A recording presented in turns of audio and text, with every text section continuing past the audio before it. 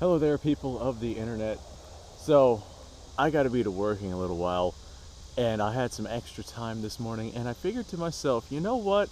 I feel like coming out to the gun range. And I was thinking to myself, what do I feel like coming out to the gun range to use? And only one thing really popped into mind, and that was my 1872 open top right here. I want to say thanks for the support, sorry for the interruption, but if you do want to support what I'm doing here, Utreon and Patreon, links in the description below. Obviously the things I'm doing here are not free, and the more people that help out, the better content I'm able to make, and the more often I'm able to make it. So like I said, links below. This right here is a Cimarron production 1872, obviously not an original. If I did have an original, the originals were in 44 Henry, and that ammunition is non-existent, so I wouldn't be out here on the range with it anyway. This particular one is in 38 Special.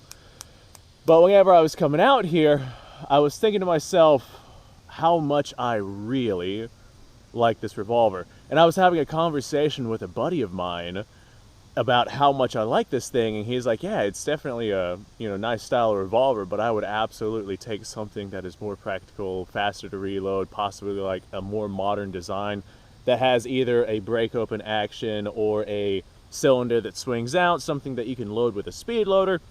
And there's way more practical designs than something like this, a gate loading revolver. They have to open up the gate and then load and unload one single shell at a time. There's much more practical designs. But that being said, I'm not really using this for any real practical purposes. If I was, then I would absolutely go with something that was, semi-automatic if I needed to have a piece of equipment specifically for practical purposes. But in this particular case, I think that this right here is one of my favorite revolvers, only because I really like the design. Now, whenever I'd gotten this, the 1872 open top, I was looking for a Richards Mason 1851, and I saw this, and I was like, oh, I didn't know Cimarron made those. I mean, the 1872 open top is a transitional revolver by Colt right before they started their single action army line, and I didn't think that they were making reproductions of those because there were so few of them that existed. And I was like, man, I got to get in on one of those. So I ended up getting one of these instead of the Richard Masons, and I'm probably still going to get a Richard Mason conversion just because I really like the open top revolver design. I like the aesthetics, I like the feel, and the one reason why I really like the 1872 open top is because the rear sight is on the back of the barrel as opposed to the back of the hammer. The rear sights being on the back of the hammer, these Colt revolvers tend to shoot exceptionally high, but this one right here seems to be hitting basically right where I'm aiming. And this right here is an incredibly nice revolver, incredibly well made from what I can tell. The one thing I didn't like about it is the housing for the ejection rod right here was a little on the sharp side, so I just kind of basically filed that down so it's no longer all that sharp. I know last time I had made a video on this revolver, I cut the absolute hell out of myself. But just because it's not the best, not the most practical, not the greatest end-all be-all, doesn't mean that it can't be my favorite. People all the time pick favorites solely based off of feel, and there's just something about open-top revolvers that absolutely has me feeling like I absolutely love them. Now, I did want to go with, one second here.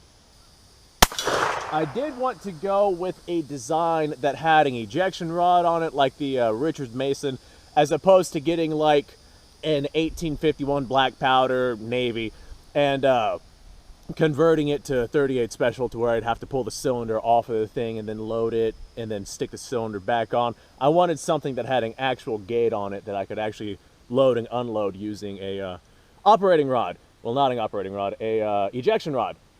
And I wanted to have the ability to be able to do that and keep the ejection rod separate from a ram rod. I know that there's a couple of designs of black powder revolver out there that were converted, quote unquote, converted to a smokeless 38, where the ram rod itself actually comes out of the gun and you use the ram rod as your ejection rod. I'm not necessarily a fan of that. And I'm sure there's people out there who absolutely love it. If that's your cup of tea, that's your cup of tea. But I definitely prefer having an ejection rod that you can just, you know, have right on the side of your barrel and push out. Hey. Now the one annoying part, unloading this thing. I unload it in a way that I can keep my brass because I reload my 38s. So it does take a little bit longer for me to unload one of these than it does for somebody who wants to just, you know, get rid of their brass and not even care about it. All right, yeah, I would have cut the absolute hell out of myself if I did not dull that thing out. Now I do not have a microphone on this camera right now, so there might be a little bit of wind noise. I apologize for that. Normally I have a microphone with this, but I was just kind of walking out here. All right, anyone who doesn't know anything about the cowboy load, you load 5 rounds into your revolver as opposed to 6, so you can have one empty chamber that you can lower your hammer on safely. And the way you do that, you load 1 round, skip a chamber, drop your bullet on the floor like I just did. Load 1 round, skip a chamber, and then you load the other 4 cylinders. And then after you have loaded the last round, pull your hammer back, let it go forward, and your hammer's sitting on an empty chamber in a 6-shot revolver. All right, that's exactly what I just did. Pull the hammer back. You actually see right there in the cylinder gap between the frame and the cylinder that the hammer is going down on an empty cylinder. But it won't stay empty for very long. Reloading is definitely faster with these, but I would absolutely prefer a system that would allow you to have 6 shots as opposed to the 5. 1, 2. I know that there's certain single actions out there that have essentially systems to where the hammer and the firing pin on the hammer cannot impact the primer unless the trigger is being pulled. This way you can safely carry 6 rounds inside of your revolver. This does not have that. And there's also systems to where there's like a notch in between chambers on your cylinder. That's what I'm trying to say. In between chambers on your cylinder, so you can like rest your hammer inside of that notch.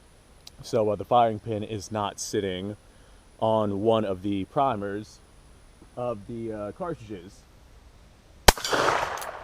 Man, this is a really comfortable gun to shoot. Even being in 38, I still feel it's got some power behind it. All right. Well, I just wanted to come out and talk about how just because it's not the most practical doesn't mean that I can't love it. And I feel like there's plenty of people out there who, despite having things that are way more practical, I mean, you guys have seen my arsenal. I run a damn gun channel. I have way more practical pieces of equipment than this right here. This is still probably one of my favorites, but that's just because the design is absolutely right up my alley.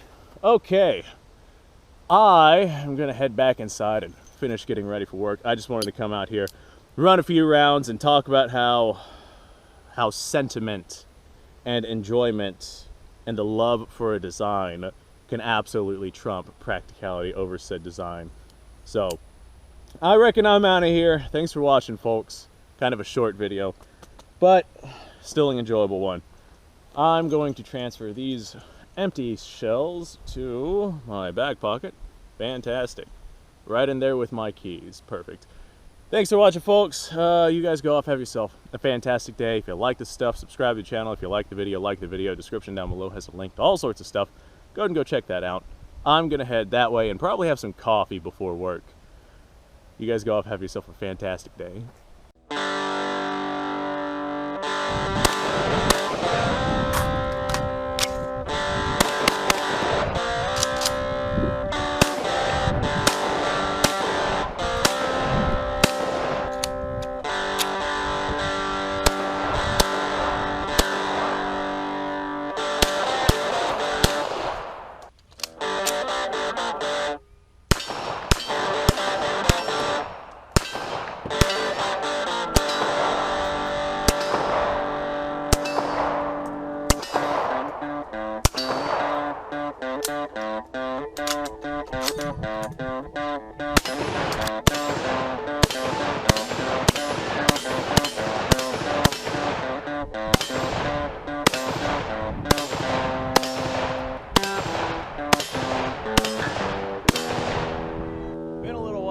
I've done this.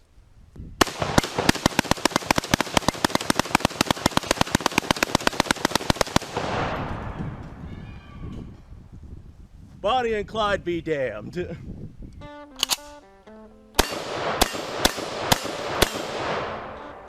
Poor man's Garen.